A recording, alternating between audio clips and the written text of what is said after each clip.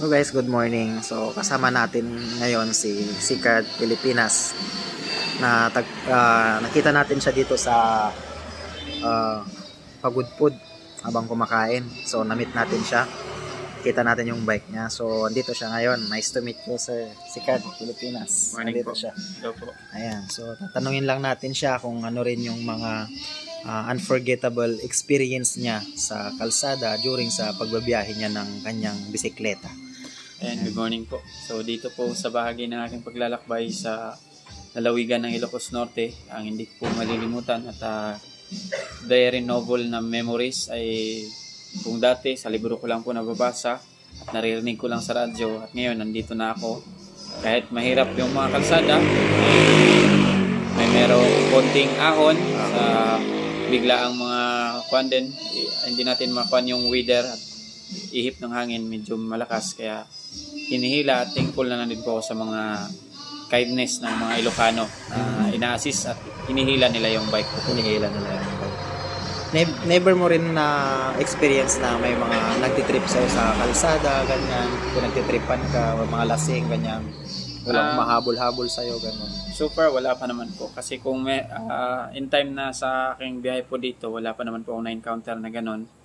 Pero na-try ko yung hinabol pero hindi po yung nakainom or something pinagtitripan. Nagpapaabot po sila ng kanilang kabaitan o kanilang pagmamahal. So magsilbing karagdagang resistensya ko po sa paglalakbay. Sa mga matatarik na lugar, ano yung diskarte mo, sir, para makalagpas ka? Medyo mahirap.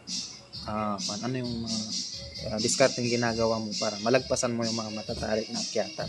Yan po. Sa mga matatarik po na kalsada, pag kaya po hilahin gamit po yung lubid na ipinagkatiwala sa akin ng bahagi po ng Zamboanga City, ay tinatali ko po sa aking baywang at hinihila ko po yung aking bisikleta. At kung hindi na po talaga kaya, thankful na lang din po sa mga dumadaan at nagkusang loob sila na hilahin po.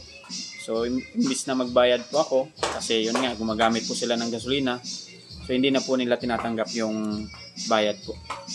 So, yun po, naging instrumento po yung ibang mga tao para malagpasan ko po yung matitirik at grabing ahon.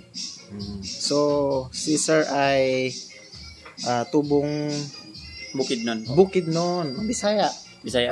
Batiin natin ang mga kababayan natin, mga Bisaya. Mayong buntag sa mga Bisaya diya, labi na diya sa Don Carlos Bukidnon o siyempre sa syudad po sa Cagayan de Oro, labi na po sa Davao City o sa Surigao, sa San Francisco. Ayun, shout out po. Mga kwan, Bisaya, mayong buntag. So, nice to meet you, sir. Thank you po. Rex Vlog po. Ayan, thank you po sa Rex Vlog.